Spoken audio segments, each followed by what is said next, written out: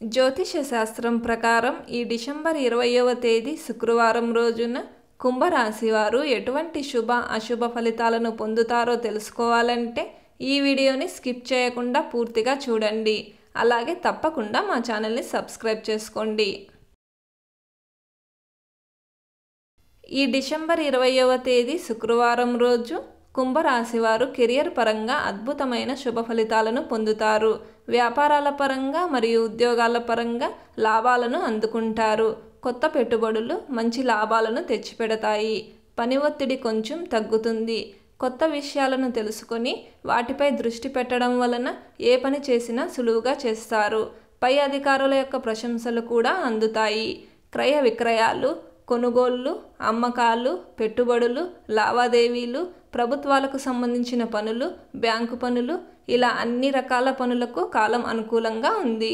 మరీ ముఖ్యంగా కొనుగోళ్ల మీద దృష్టి పెడితే మంచి లాభం ఉంటుంది. ఈరోజు కుంభరాశి వారు కుటుంబంతో కలిసి ఆనందంగా కాలక్షేపం చేస్తారు. ఇష్టమైన వారితో కలిసి కబుర్లు చెప్పుకుంటారు. మీ మనసుకు నచ్చిన వారితో ఏకాంతంగా మాట్లాడతారు. ప్రయాణాలు కలిసి వస్తాయి. మంచి ఆహారాన్ని భోజనంగా స్వీకరిస్తారు.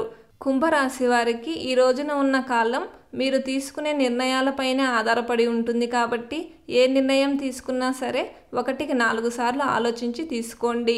అంతా శుభమే కలుగుతుంది.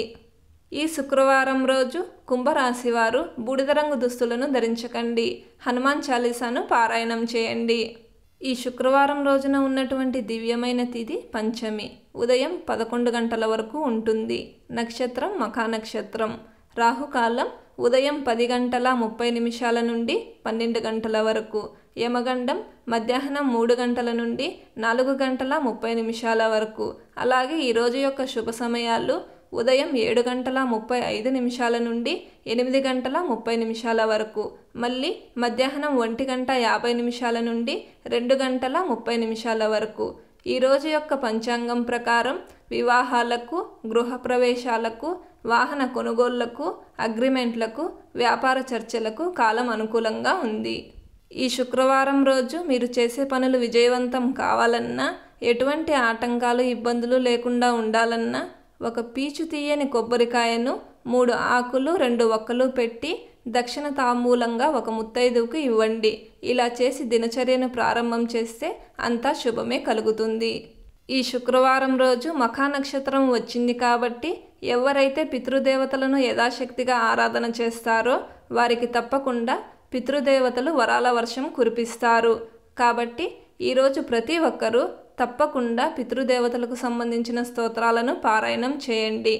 పితృదేవతల యొక్క ఆశీర్వాదం పొందండి. ఈ శుక్రవారం రోజు ఓం వాగ్దేవ్యై నమః అనే మంత్రాన్ని పదే పదే జపిస్తూ ఉండాలి. ప్రతిరోజు ఇలాంటి ముఖ్యమైన సమాచారం పొందడానికి వెంటనే మా ఛానల్ని సబ్స్క్రైబ్ చేయండి.